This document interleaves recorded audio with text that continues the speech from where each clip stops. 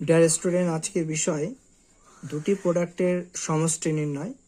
দেখে নেব কিভাবে এর সমাধান করা যায়। প্রথম কাজ হচ্ছে, এখানে এক্স এর সঙ্গে একটি সংখ্যা রয়েছে 4x, এখানে রয়েছে 3x, চলরাশি যুক্ত সংখ্যা। এখানেও রয়েছে 5x 3x।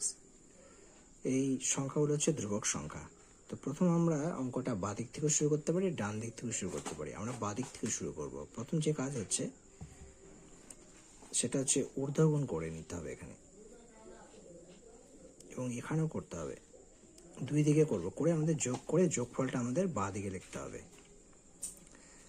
4 3 12, 3 5 15, 12 15 27, তাহলে 27 হবে 27। এবার যেহেতু সব জায়গায় চলরাশিটা একই আছে, ভ্যারিয়েবলটা এক্স, সেই জন্য এখানে এক্স লিখে মাথায় 2 দিতে হবে, কারণ এক্স আর এক্স গুণ করলে এক্স স্কোয়ার প্লাস, পরে মিডিলে যে কাজটা সেটা হচ্ছে ক্রস গুণ হবে, এরকম এরকম। এখানেও সেম হবে, গুণ করে আমাদের যোগ করে নিতে হবে। দেখে নিই একবার।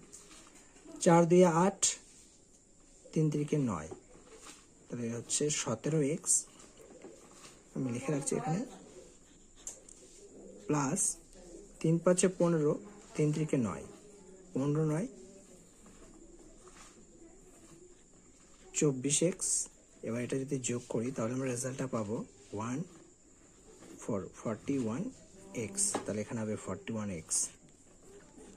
শেষ যেটা ধাপ, আবার ঊর্ধ্বগুণ করতে হবে। এখানে 3 2 6, আর এখানেও গুণ করতে হবে 3 3 9, 9 6 15।